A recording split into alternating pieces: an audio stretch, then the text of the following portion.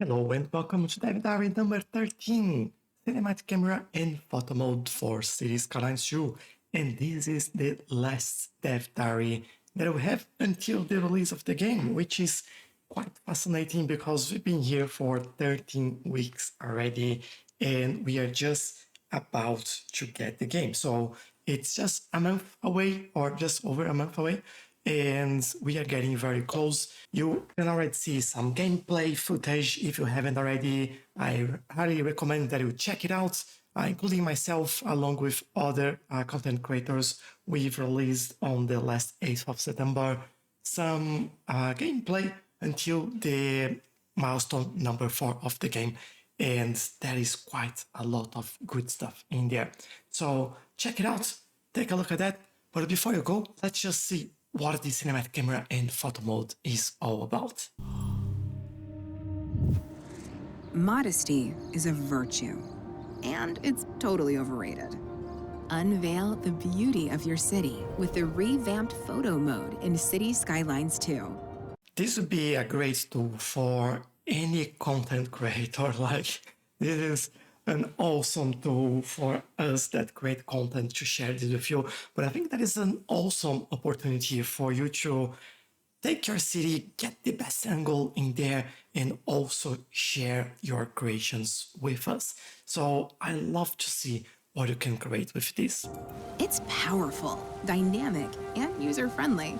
So there's almost no limit to how creative you can be when capturing the magnificence of your city and sharing it for all the world to see and celebrate.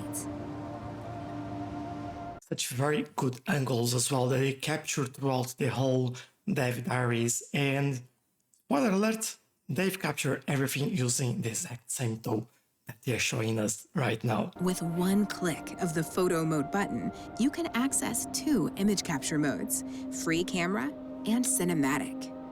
Use free camera mode to take eye-popping stills. Toggle to cinematic mode to unleash the filmmaker inside. It's awesome.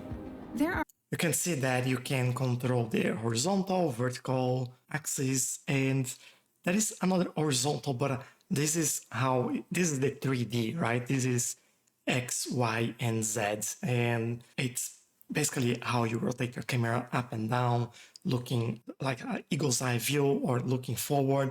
So this is all things that you can change. And you can also combine the information that you have here on the right side with the camera movement as well. So if you change the time of the day and move the camera around and change the time of the day as well, that will also change as your camera moves. So this is quite powerful. all kinds of camera property settings to get the shot you're after, including adjustments to the camera body, camera lens, and aperture shape.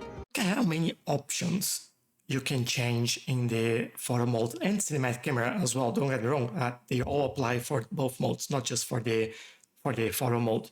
But look how many options you have in there. Basically, if you're a photographer or a filmmaker, you have almost all options you would have on your normal cameras as well. Use subsettings to configure them even more, for example, with camera collision or focal length. Fine-tune the depth of field, motion blur, bloom, vignette, film grain, and panini projection with settings on the lens tab. Go mad on the color tab. You can transform the vibe of your screenshot. Like basically all that we would do in using a lot of mods, it's all in here. So you can change exposure, you can change contrast, you can change tint, hue, saturation, temperature, shadows, midtones. Like the list is endless. It's awesome. By tinkering with the colors, white balance, and brightness. Whatever you do, don't wait around for ideal weather conditions to take your shot. Weather settings let you drench your city in sunshine or draw it under the shadow of stormy skies. Set the distance clouds, volumetric clouds, fog, and atmosphere. Like, this is insane. The amount of things that you can control, especially in terms of the environment, is just like, it's just ridiculous. It's there's so many options in there. I think it will take us a lot of time to master just this tool and to find exactly what we like and how and what works for us. Just keep in mind that for now, the setup you do here will not stay with the gameplay, like it won't be affected while playing the city. This is just when you enter the photo or cinematic camera modes, and you can apply that. You can save that for later as well. But what I really want to see is a way that we can actually apply this for the gameplay as well, because I think this makes a lot of sense. So what do we use? Team Mixer, for example, in Cities Skylines 1, it's all already in there. We just need to enable during the gameplay as well. But yeah, the options here are just like insane. Settings on the Environment tab work in a similar way. Change the time of day and set the simulation speed, which is useful when creating videos in cinematic mode. Ready to roll camera?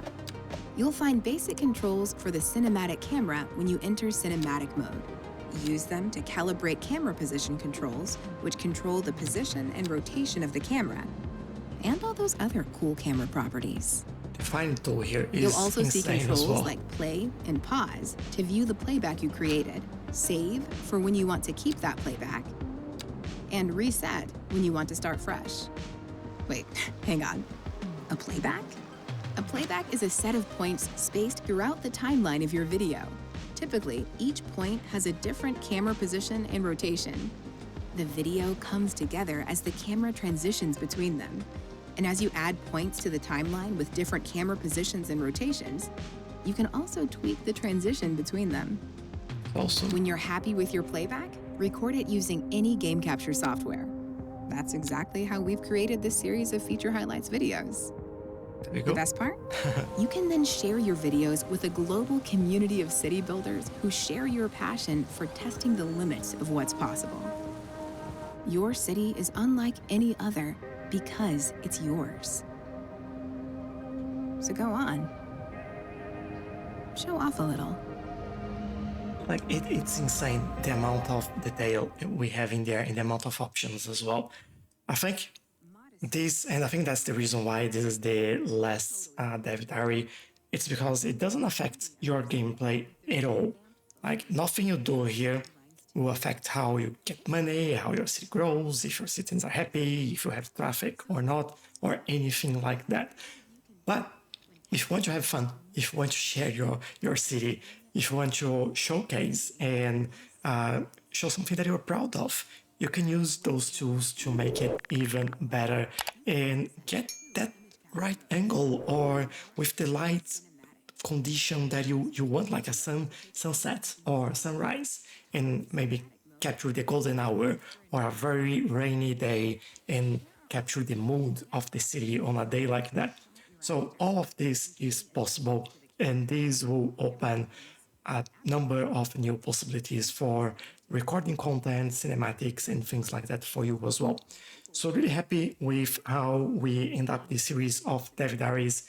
I'm extremely excited with the amount of content we had on those Dev Diaries and the possibilities that we will have inside the game as well to build our cities. And I want to hear from you as well. What do you think is the best feature so far in the game? Have you seen the gameplays? What do you think as well? Do you have questions? We are allowed to talk a little bit more freely about everything that we experience now. So send those questions, add some comments, and let me know your thoughts as well, because I'm really interested on what you see and what you want to see and what you like in the game so far. From now on, we'll have a couple more videos on the early access to cover some other milestones in the game. And I think, I don't know yet, but we might be able to release a little bit more videos just before the official release of the game as well. I don't know yet about that. I'll communicate as always on my Twitter or X and on my Discord server as well. And in my community tab is also a nice place for you to hang out. So keep an eye out for that. If you haven't watched the videos, just consider watching it. I'll leave a link on the screen as well. And hopefully I'll see you in the next one. Thank you and bye-bye.